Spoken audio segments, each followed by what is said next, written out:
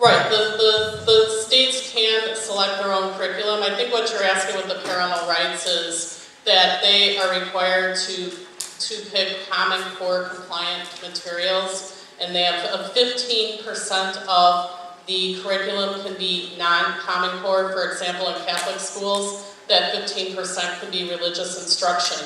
However, one thing you have to remember about that 15% is even if the teacher gives that instruction, remember Common Core is like No Child Left Behind, we're teaching to a test. The 15% will never appear on the test. It'll be in one ear and out the other and never checked.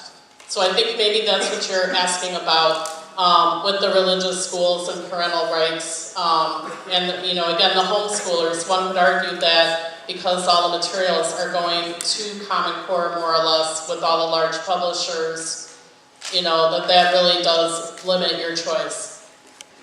Yeah, in Illinois, certainly the way this is right now, the local school district can decide their curriculum with this the way they always could before this it was in place. So the curriculum itself is up to the local school district.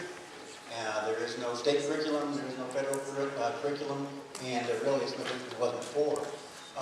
As to the parental rights, I think it's the same answer. I don't know if I really understood that question or what that correlation was, but it would be no different than parental rights with the current curriculum. You know, one thing that gives me the most confidence about these standards is that they're strongly supported by E.D. Hirsch Jr., who's the author of Cultural Literacy, the founder of the Core Knowledge Program. If anybody has what your first graders should know, what your second graders should know, that's him. He likes the Common Core, he thinks they're strong, and he is hopeful that they will make it more likely that school districts will adopt strong curricula like the Core Knowledge sequence that really gets traditional, content-rich curriculum into schools. And well, I think, Mike, the answer is if the state says no, could a district still say, hey, we're going to do it ourselves? No, that's right. I mean, so this is still up to the district. And so I'm just saying that this is one positive that can come out of this. If more districts embrace something like Core Knowledge, that would be excellent. And just to clarify, you know, Catholic schools, any private schools are certainly not required to do Common Core. Some are choosing to do so, but that's totally voluntary. Okay, next question. All set there. So we have, what are your ideas? I guess that would apply to all of you because I don't think they're asking me. What are your ideas for the best way to address student needs if we don't have standards? Also, what is your concern about Common Core? So that would go out to both sides. If we don't, how would we address student needs if we didn't have these standards? Well, if we don't have, so every school has standards they apply. There actually are a couple I can say who are like the Sudbury School in Massachusetts that are extremely creative and actually let kids make up their own standards. But apart from some particular unusual statistical outliers in this regard, there are always going to be standards, and certainly for public schools receiving public money of some kind. And so I think the question again was, what is the best way to address student needs if we don't have standards? If we don't have standards, I think if that means if we don't have national standards, then states will have their own. And I am again for letting individual schools, principals, and teachers develop their own. And so it doesn't mean there aren't standards, it means they're done on a more individual basis and less on a mass basis. And same question to your side. What are your ideas for the best way to address student needs if we don't have standards? And also, what is your concern, if you have any, about the Common Core? And in fairness, could somebody be asking, saying, okay, each side take a look at the other side's viewpoint? Are there dangers there? Are there things that still need to be addressed? Sure. And I agree with Bob on that answer.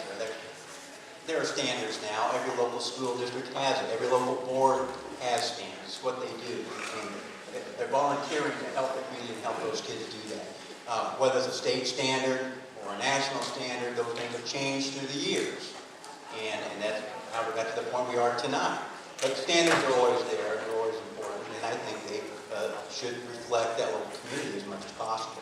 I also applaud Erin just for what she's done and for the things she said about talking to her local school board members, going to the school board meetings. That's the way it works. That's the way it's supposed to work. please keep doing it. Go to your school board meetings, run for your school board. I mean, again, that's why our patrol here in Illinois, that local elected board is so important. I just have one sentence. Common Core is a trademarked standard. It is owned by private organizations. There's no mechanism to improve or change it that's known. It was just created and put out there. In fact, you can get kicked off the Common Core website if you don't use it in an approved manner.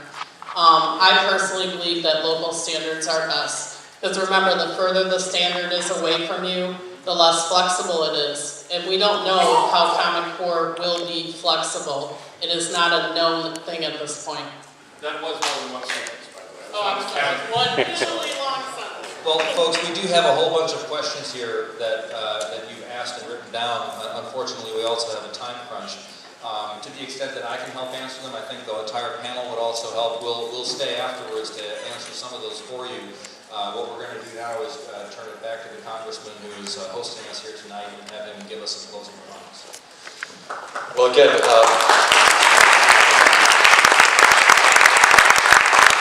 there were some more questions. I know some of you might have questions that you didn't ask. If you get those to us with your email, we will follow up. We have contact information, and if you all are willing, if we can get you the questions that we didn't get to or maybe you didn't ask, we will follow up with them and get answers back to you. So we'd love to be that conduit for you of making sure that you get answers and full answers. Sometimes that can't happen in 2 minutes in a setting like this. We'd love to do that. Other thing I want to mention is just since this has started, new literature from both sides of the debate has just arrived and is out on the tables right outside. So as you're going out, please grab information out there. Again, it goes into much more detail than we're able to go into. I do want to take a moment and we had all of you are such special guests that were here tonight, but we had some very special people here that I want to recognize. Quickly, if you can hold your applause to the end, and then we'll thank all of them for coming. Irene Napier, McHenry County Regional School Board members here. Irene, thanks for being here.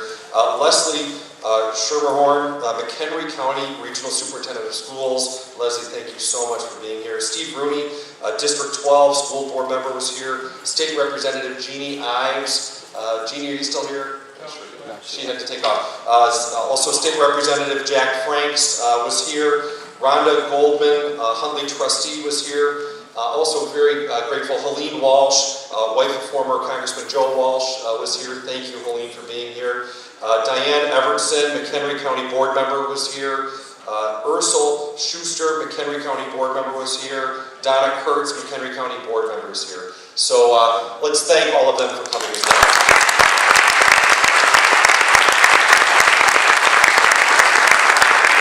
I do want to thank all of our panelists and our moderator. They were fantastic. This is a difficult subject, and I think we covered a lot tonight. And I just, again, join me in thanking our great panelists for being here tonight. I really think we're privileged to have some of the brightest minds of understanding Common Core, certainly from Illinois, but also around the nation, who were able to join us here tonight. I also want to thank all of you for coming and engaging in this discussion. No discussion about education should be held without the involvement of parents and the community. So that's why this is so important. I hope you all learned a little bit more about Common Core tonight and what it will mean to our schools and our students. I know I certainly did. This is really just the first step that we've taken as our congressional office to get the facts about Common Core. Earlier this year, I had the privilege of meeting with Johnsburg High School Principal Kevin Shelton. And he was really the first to bring specifically the issue to our attention as he discussed frustrations that they felt, in Illinois frustration with Department of Education not granting our state a waiver from No Child Left Behind. This month I also did have the privilege of meeting with Dr. Cook down in Springfield, Illinois, Superintendent of Education, who shared his thoughts honestly.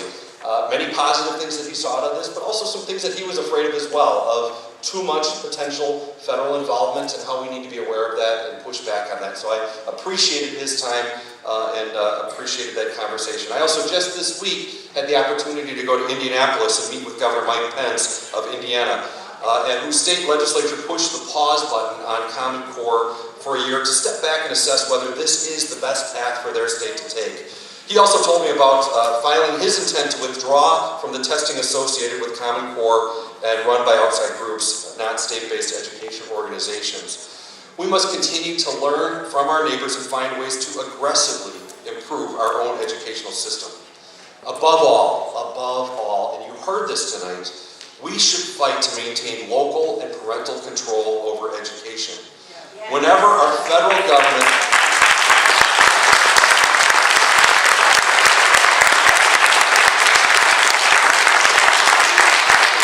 I know this one personally, so I want you to know that whenever our federal government gets involved in local affairs, watch out. Watch out. So be aware.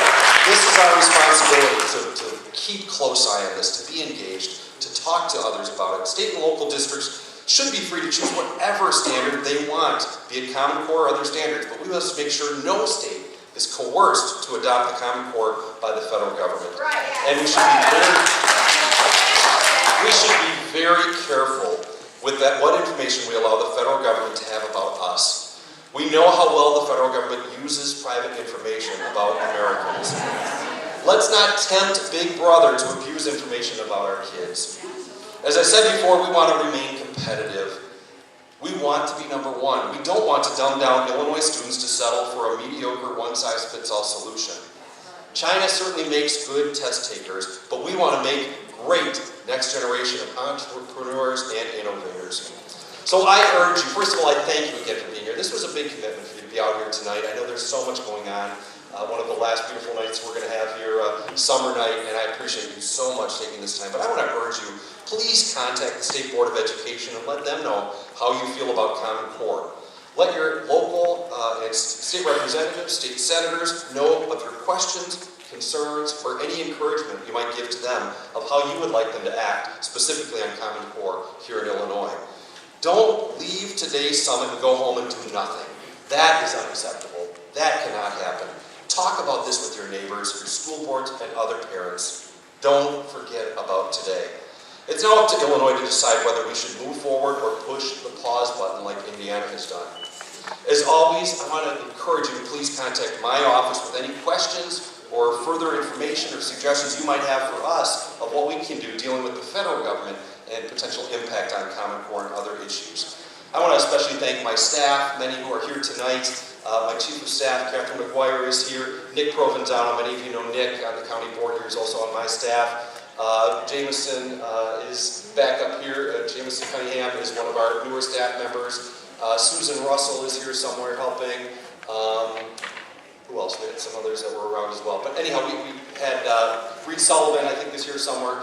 Our staff is around. We're going to be around. Thank you, Reed. And we want to be working for you on this issue, on every issue. We just thank you so much for taking this time. We hope to do more events like this, of getting both sides of an issue, bringing as much information as we possibly can to you so that we can make good decisions of whether this is a good idea or whether it isn't a good idea and whether we should stop this or move forward. So thanks for being here. We want to hear from you.